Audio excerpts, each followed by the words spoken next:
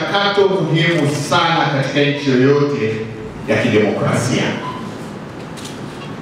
Uchaguzi ni mchakato muhimu sana katika nchi yoyote ile ya kidemokrasia.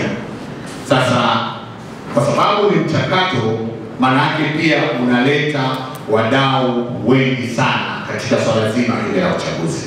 Miongoni mwa wadau pamoja na waandishi wa habari.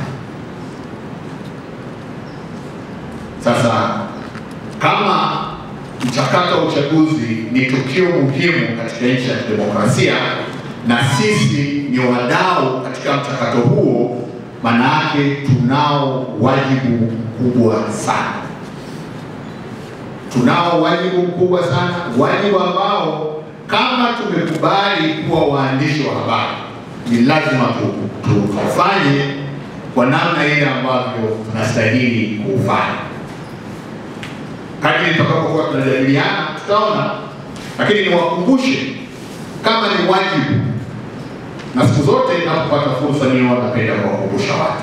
Jambo lolote lile linaloitwa wajibu na ukapewa wajibu kulitekeleza, usipolifanya kwa namna ambavyo inatarajiwa, unatenda dhambi.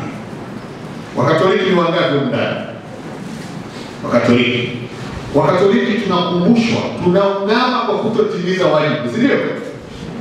Kwa hiyo sisi kama ni waandishi wa habari na ni wadau kwenye mchakato wa uchaguzi na tunao wajibu wa kutekeleza kwenye mchakato wa uchaguzi, tunapaswa kuelewa huu wajibu wetu ni wajibu wa namna gani, na ili tuweze kutendea haki.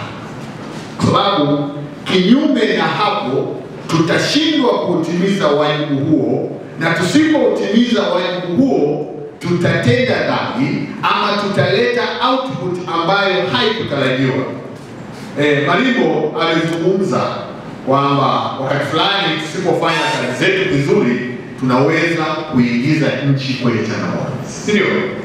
Maana yake ukiona kazi yetu inakwenda kuingiza nchi kwenye changamoto, maana yake tumeshindwa kutekeleza huo wajibu ambao tunapaswa kutekeleza sisi kama waandishi wa habari. Nilitaka niwakumbushe tu kwamba tunao huo wajibu, na kwa kuwa mchakato wa uchaguzi ni mchakato muhimu, mchakato ambao unahusisha wadau wengi, ni vizuri kila mdau anayehusika kwenye mchakato huu wa uchaguzi akatimiza wajibu wake. Kazi yetu tuliopewa kama waandishi ni kazi moja nzuri sana, kwa sababu pamoja na kutimiza wajibu wetu pia unatimilika pale tunapoangalia wadau hawa wanaohusika na uchaguzi wanatimiza huo wajibu namna gani. Iwe ni wajibu wa kisheria, iwe ni wajibu wa kusimamia, iwe ni wajibu wa kuhakikisha kwamba hakuna hate speech, siasa hazifanyiki kwa vurugu, kwa ubabe, si kwa namna gani. Tunao huo wajibu wa kusimamia.